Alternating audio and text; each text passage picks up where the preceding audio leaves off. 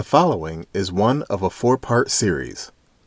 It is a conversation between my grandfather, John, who you will hear referred to as Johnny, and his aunt, my great-great-aunt, Jenny Alexander. The conversation takes place around 1986 or 87 in Cleveland, Ohio. Aunt Jenny was born in 1898 and lived to be 99 years old. The two discuss family history and what life was like way back in the day. These parts can be listened to in any order. They have not been altered in any way from the original recordings. If the episode ends in the middle of a thought, that's just how it was recorded, and there is nothing to be done about it. I hope you enjoy this trip down memory lane, and as always, please like, comment, and subscribe. Enable notifications so you'll know when the next episode of the series is uploaded. And without further ado, let us begin. Land. He bought it in Georgia. And he was married to a lady named Mariah Cleveland. And his last name was the owner of who owned him, his slave owner.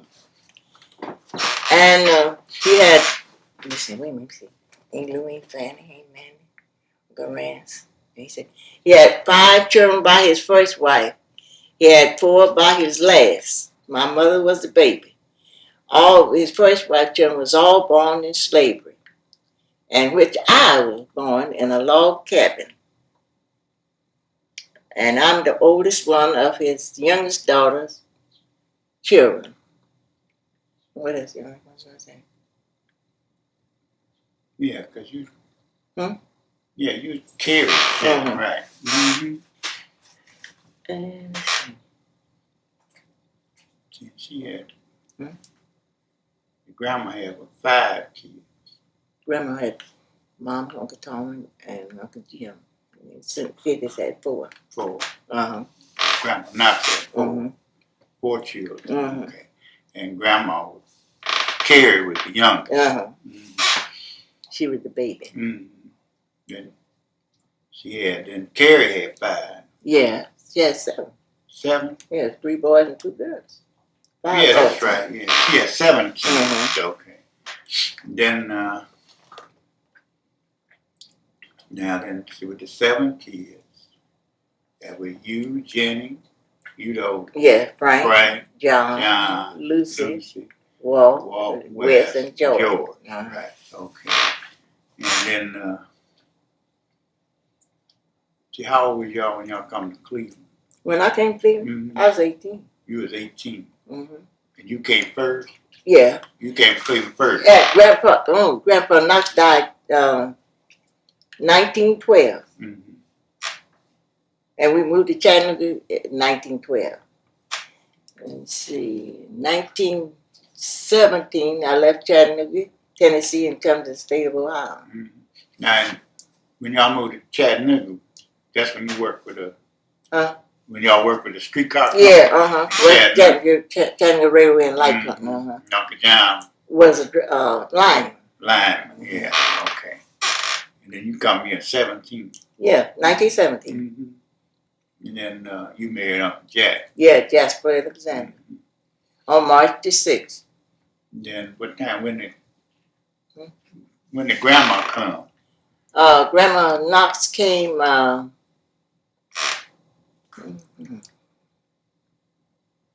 Mama came after you was born. Mm-hmm. I know, because I was 9 months old when they brought me here. Well, that was 1921, right? Mm-hmm. And my mother came here in 1921. Grandma died in 1928 in Springfield. Mm-hmm.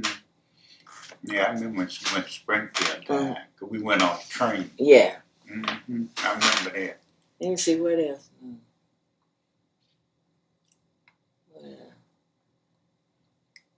Do you want my age? No. Okay, see now, then after they got here, see then Frank died. And John died. Yeah. Frank died from People's Hospital in Akron. Mm-hmm. He died first. Mm-hmm.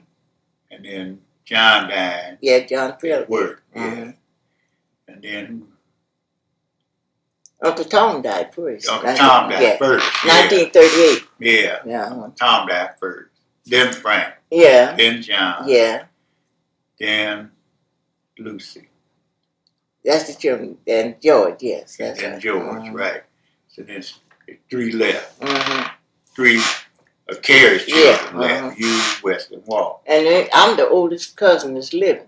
Ain't none, all the rest of them is dead. Now, Uncle Tom's daughters is dead. They was older than me. And Aunt Mandy's daughter's dead. Is older than me. All of them is dead. Mm-hmm. I'm the oldest living cousin. Mm-hmm. Then, now when, see, you was born where? Georgia? Yeah, Georgia. 1898. Mm-hmm. Yeah, then West and Walt was born 1911 in Georgia. They were born in Georgia. Yeah. And who was born in Chattanooga? George. George was born in Chattanooga. Everybody else born in Georgia. Yeah, everybody Georgia. Yeah, that's. See, I didn't know that. I thought they was all born in Chattanooga. No. See, Pa died in 1912. Mm-hmm. West and Walt was babies, nursing the breast when Grandpa died. Mm-hmm. And then we broke up. Uncle Tom wanted Mama to go to Chattanooga, so we broke up housekeeping and moved to Chattanooga. Mm-hmm. And then she married Charlie Fagan. Then Charlie, just see by Wesley and Walt was small. He adopted them and gave them his name, Fagan. Mm-hmm. Yeah. Yeah, that's interesting. I didn't know that. George was born on 11th Street. Mm-hmm. So then, tell me something about your childhood. What you did when you were a little girl? Oh, worked in the cotton patch. Picking cotton and hoeing cotton and killing snakes, carrying water. That's the truth, y'all. Oh. Yeah, picking cotton. And I know one day we was picking cotton on the farm. And we happened to look, the cotton was laying down like this, the biggest snake I ever saw in my life. And he fought and they wrecked it, but touched the railing of the fence and went, see, they had rail on the fence that they didn't have that there.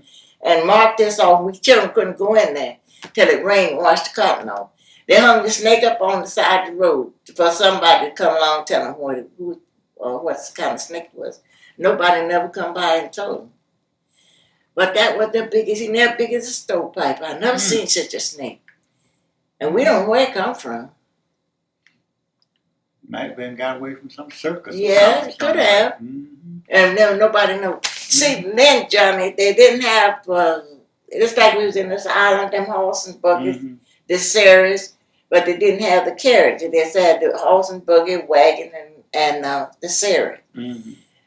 And the doctor then was the country doctor. He had his buggy, and when he come to the house, he'd have his briefcase, and he'd open it up, and they'd give you powder. They'd give you red paper for 1 hour. Each paper that the different colors was for different hours that you would take. And Grandpa told the doctor when he come, Aunt Lou said, "Doctor, I want you to come and look at Pa." Pa said, "Doctor, she just throwing away her money." He said, "You and no other doctor can't do me no good." Said, "I am going to die." And he died that same evening. Mm-hmm. And see, there wasn't no embalming then. Yeah. If you died today, you was buried tomorrow. Mm-hmm. That's the way it was. Grandpa was buried in Pleasant Valley Cemetery in Georgia. Mm-hmm. Then, and he was a basket maker, made cotton baskets for the farmers. They come and tell him, "Uncle John, we want some baskets." And they would want 50 pounds and 100 pounds. And he would go out and get white oak. That was a little bush they called white oak tree. And he would take and cut in quarters and put in the spring branch, and that would limber it up. And he would make splits and make this basket for cotton. Then he would make a farmer's basket for the carry eggs in. That's what he did. And Grandma was a midwife. That's all she did was go around and deliver babies. And we said they was found in the stump, so we me and Frank look at every stump we see.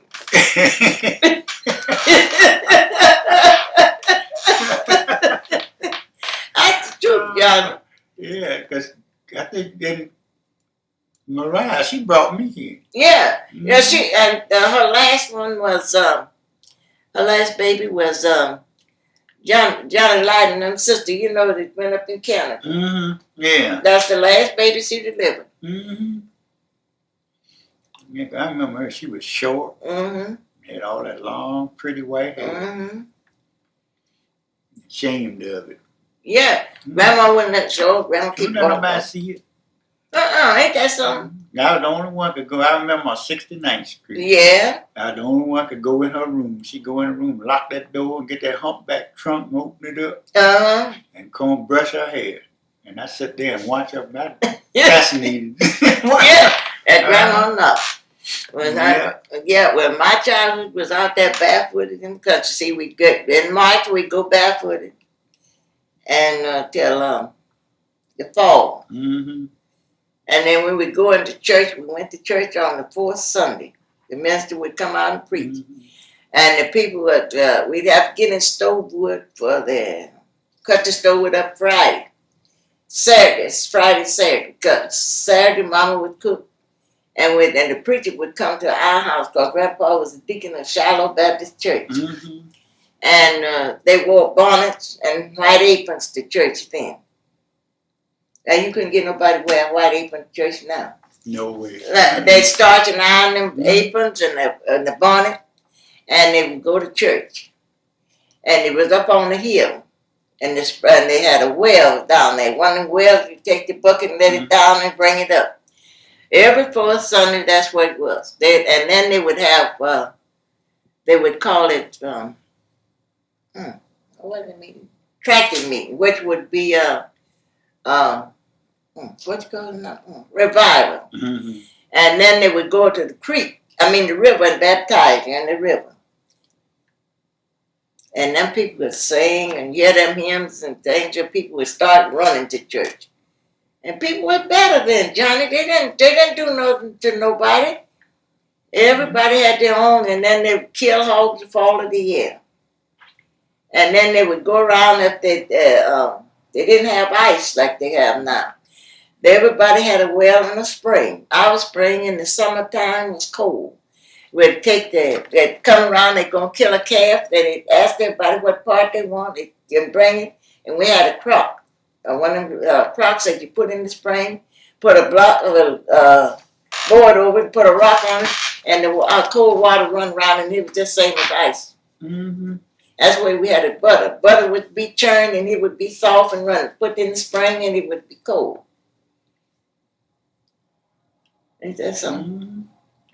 And in the fall of the year, you'd see steam coming from the spring. In the summer, it was just like ice water. That's something. Now, that's true. And this log house, well, the log was apart, and they would daub them with red clay. And they make, when they build a chimney, they call them cattails. They take the straw, roll it in this clay, and make like a brick, long. And that's where they built chimneys. Now, see, they were smart. That's with red clay. They were smart. And they daubed the cracks in the log cabin with clay. Just like that was out there with cement, that's the way they did clay. I said, I was born in a log house. We didn't know nothing else. In the woods, too. Now, then when you call picture taking man. Oh, yeah, the picture man come by that. I still got that picture. Well, Grandpa and Grandma and all of us. That's the first time I'd ever seen him. Yeah. It was on that picture. Yeah. Well, now the quilt is up there for not to show the logs. The quilt was the background. Now, that was taken when John was a baby, before your mother was born. That was a good picture taking one. That sure was. But to hang the quilt up. Yeah. You know. Now to see the logs, just like them logs there, where the man say we won't take the logs. And Mama put a quilt up there. And that come down, that hit the log. And then everybody get in front of the quilt. Yeah. And well, Irene, I got that picture. I told Mama I wanted to see, bring it home. I was gonna bring it back, and I got it from the house before it burned up. It's a good thing too. Yeah. That picture is old. Oh my God, it's old. John was a baby. When Lucy was born 1906, John was born.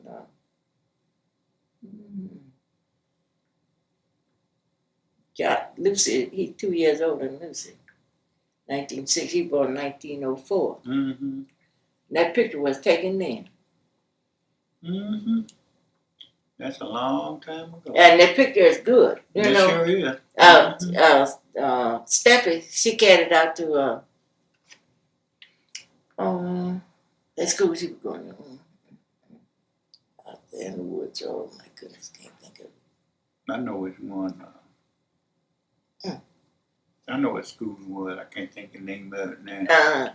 And she wanted a picture take, so she took it out there, and the teacher said, that certainly is old. That was real old. And then you see, well, Lucy born 1906. 1905, they were, L&N Railroad come through. There wasn't no railroads where I was at. And they was going, the surveys was men would go around taking their grandpa thought they was going to come through his land. They didn't come through his 40 acres. They went over by the mountain, grassy mountain. And they cut this railroad through there. They called it L&N. It went from Ottawa, Tennessee to Cartersville. And it was in the morning. There was one they called the short dog. That was two in the caboose and the fire department. They would go down, and at 10 o'clock the mail train would come. They'd have on the railroad. They'd have these hanging bags, like you see in the movies, and they snatch them off. Now that was and the first. Then here's the stations they named: Crandall, Eton, Chatsworth, and Ramhurst. Now that was the stations on the L&N line they put through there when I was a girl. And we got a cousin living in Chatsworth. When I get this $1 million, we going down. But John, now that was the L&N Railroad, and the grandma, one day they used to come out from the men that worked on the railroad, had the girls and their wives and things. They'd come out in the country. And grandma and them would carry eggs and chickens and butter over there and sell it to them. So one day, we had never seen a deck of cards. We're going through the woods, and all this pretty card was out there. And grandma said, Lord, a message, children, don't you bother them cards. And when she got over there to the house where she was going to the tent, she said, well, I saw all these cards out there. They said, yes, sir. They was playing Georgia Skin last night, and they killed somebody. And the man got killed. At that time, they mounted the graves. The grave didn't drop flat down. They would mount the graves. You would always tell when somebody died, they mounted up. But I don't know whether they still do that or not now. No, they don't. Because see, now they use them tractors and things, so they and then in May we'd go to the cemetery, and all the graves that fell in, they'd mount them back up. And the way they would put a cup or saucer or something on the grave. Now that was their marker. I don't know what Grandpa got now. It's been so long. 1912. Something, put a cup of sauce or something. And then they would have a vase or something, and they said that was the headpiece. Then you know where the grave was. Know whose grave that was. That was the marker. Ain't that something? Oh, yeah. That's the truth. You go out there in the cemetery, and there's one, believe it or not, Ripley, old man Treadgill. He died. And they had a big tombstone head. They went back, they cleaned off the cemetery in May, and they went back the next May, and his picture was carved in the head of that tombstone. And they don't know when it was done or nothing. I guess it's still there, Pleasant Valley. Ain't that something? Mm-hmm. Johnny was a mess. Well, one day I know we were poor. Poor children. But see, Grandma always would make us children. We never was hungry. Took a whole cake of cornbread, and they cooked greens, and they would call that pot liquor. They say, you know, the juice from the bean. You'd crumb your bread up and have a big glass of buttermilk, and you was filled up. Everybody had enough to eat. Mm-hmm. Ain't that something? But Johnny, I'm telling you, I can see it right now. Let's look and see us going to Crandall. And one day we went to the Crossroads. At Crossroads, they had everything in the store. The horse, even down to horse collar. Goods, everything. Only thing you had to buy was rice, sugar, and coffee. And we had to brown our coffee. You'd roast the coffee yourself and then grind it. And me and Frank went to the store. Coming back, we saw a big bullfrog.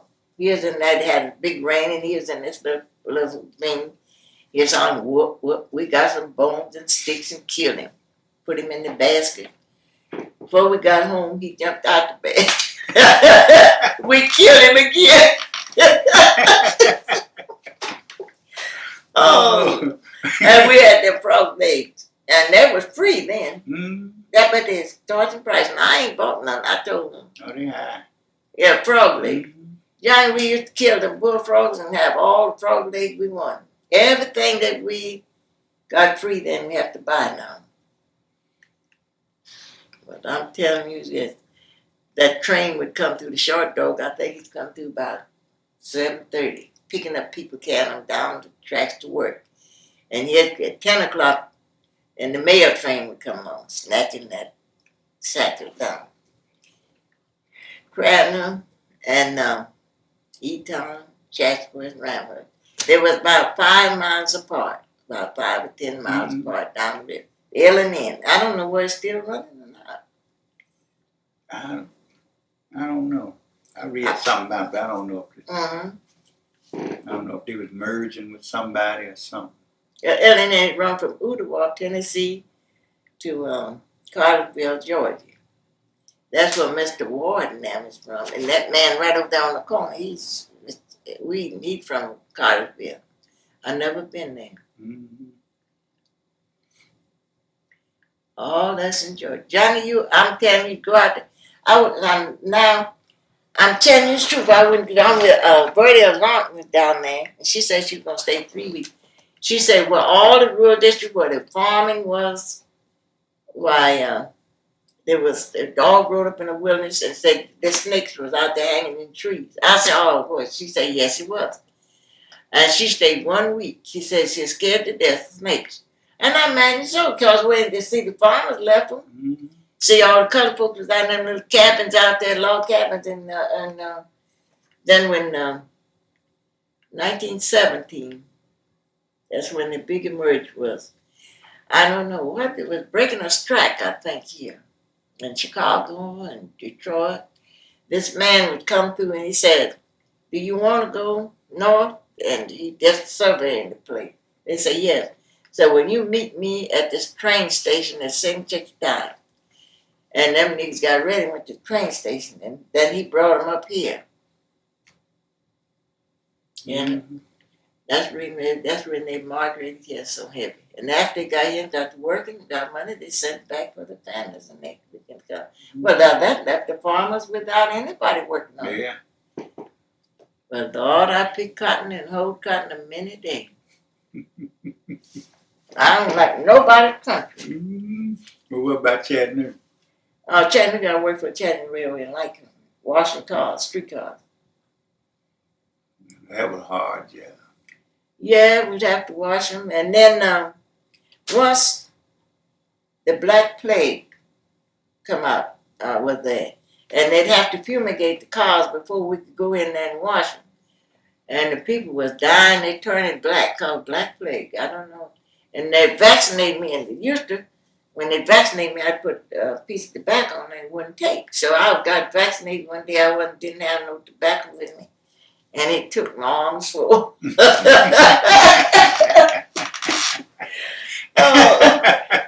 I killed that vaccinated with a piece of leaf tobacco, just wet it and put it on there, and you wouldn't win those cards. But they vaccinated me that day, and I didn't have no tobacco. This black plague, people were just getting it and dying. I don't know. At Langer Hospital in Chattanooga, Tennessee. That was, let's see, I married in 1917. 1916. I forgot. I never knew they had a plague down there. Yeah, this was a plague. That the people, I don't know where it come from, this rats or what, but they called it the black plague. And everybody had to go to on 11th Street to be vaccinated. I forgot the name of the building now. Everybody had to go and have vaccination. And every streetcar that come in, they would burn this, fumigate the cars before anybody else could go in there and clean them. Well, we cleaned the cars, then they was ready to go back on the run. But they did that black plague. I don't know what it was. They said the people was really sick, turning black. I don't know. And they take them to the Langer Hospital. I don't know. It did lasted quite a while, and then it died down. But they was fumigating everything. Just little can of stuff, and they'd light it, and then it'd burn, and they shut the doors up, so it'd go off through the car. And that was down near Tennessee River, down the Main Street Bridge. Then they had the Main Street Bridge and Warren Street Bridge. Yeah, they say now Chattanooga ain't like it used to be either. The freeways and stuff been cut through there. Yeah. Mm-hmm. I went out there one day to give us some passes to go up on the incline. And me and Frank was going out there to Alden Park to go up on the incline, and looked up and got in the peak of the mountain, that thing down there. So I said, we ain't going nowhere.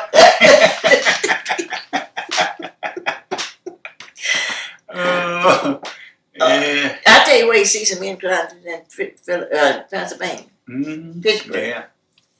Going upside them mountains. Mm-hmm. I ain't never been on one. I ain't going on one because get up, when it gets in the peak, it do like this. I don't know why it It sways up there. Yeah. Mm-hmm. And it's so many notches it moves on up. Oh, shit, I ain't going up there. And they say it's beautiful, but now they got a trail, a highway that you go around and circle around and get up on top of the mountain. I don't think I want that either.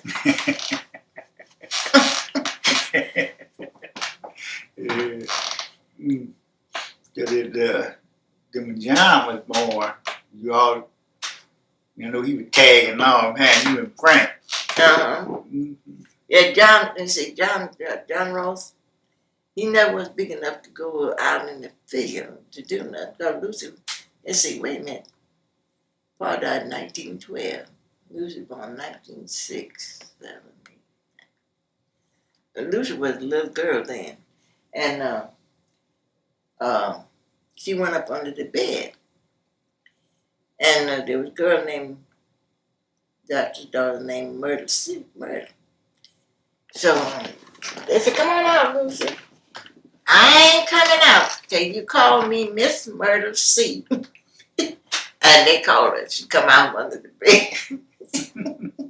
I'll tell you, Lucy and Frank and John, I had chefed all of them. But I'm telling you the truth. I say, oh, now when I get on Frank and John, and they get an old piece of car and carry me a fly. I knew I was scared to ride fast. That's the way they put me. Yeah, we gonna get it. That's all for Johnny. Yeah, John used to say all the time I don't know how old he said he was, but he said he had something wrong with his gums or something. He had to chew the back.